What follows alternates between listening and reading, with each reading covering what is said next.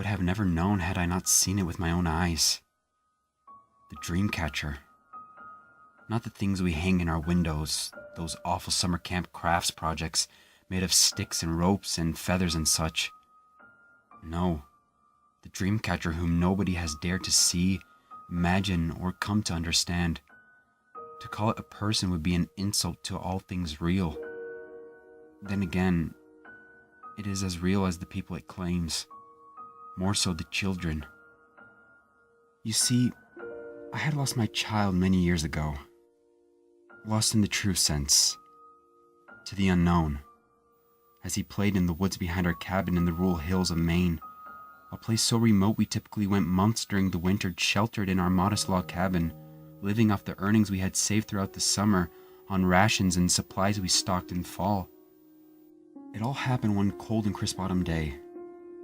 One of the last few a child his age can go out and play before the winter confined us. He begged me to go outside, knowing how once winter sank its teeth into the air, he would have little or no chance to run and play. Understanding this, I allowed it, as we worried not of strangers as there were none to worry about. I was preparing some of the food we would need preserved for the upcoming solitude as he exited the house for the last time. After about an hour or so, I failed to hear the distant sounds of childlike imagination being brought to life through stick swords and tree monsters. I looked out the window and saw nothing. My son, no stranger to wandering off, prompted me to grab my coat and go in search. After about 5 minutes of calling his name, "Charlie! Charlie! Charlie!" I began to panic. 3 weeks, 5 police searches, and 2 helicopter flyovers later, the storm hit. Charlie was lost, and all efforts to search were called off.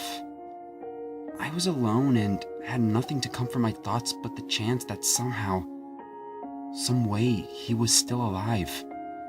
Out there, somewhere. Chance, like a candle in a hurricane.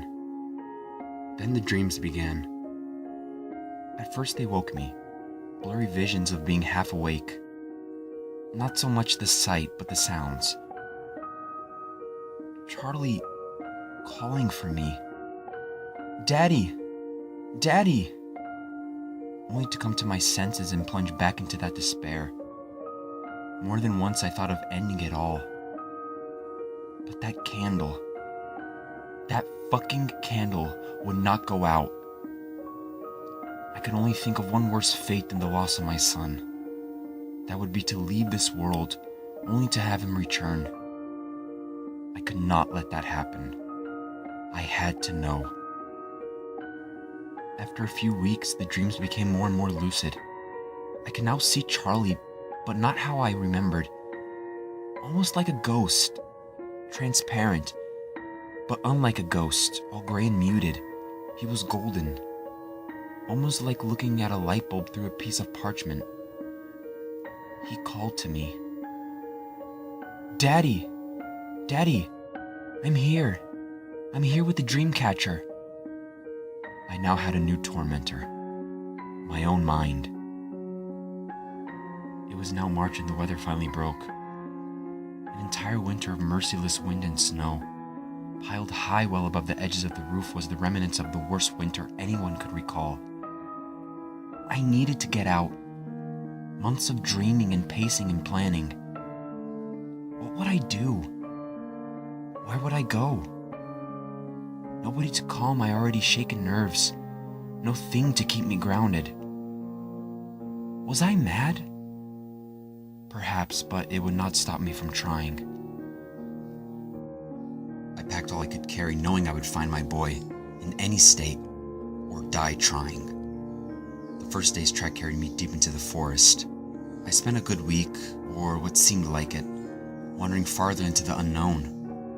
I had no sense of direction, or care for it anyway. After all, I was searching for something that had no location. Each gust of wind brought me in a new direction. A faint whisper of, "Daddy, I'm here! Daddy, I'm here!" Was it real, or just the cruel residue of my dreams? At this point, I cared not. I had nothing left to lose. Then I saw it. Or more so him. My son. Not the boy I had known growing up all those years, running and playing and full of life. No. This was what was left. Hung between two trees by hands and feet was the skin of my child, pulled taut and hardened by the cold, blustery winter. As I approached, the sun shone from behind, creating the warmest glow I have ever seen. Fiery gold piercing through the holes that were his eyes and nose and mouth. I stumbled, devoid of all energy to face him. As I wept, knowing he was gone, and in the cruelest way, a gentle breeze blew from the direction of the sun behind him. His hide softened and bowed to the breeze, filling his empty shell with form. The wind whispered through his mouth, "Daddy, I'm here. I'm here with the dream catcher."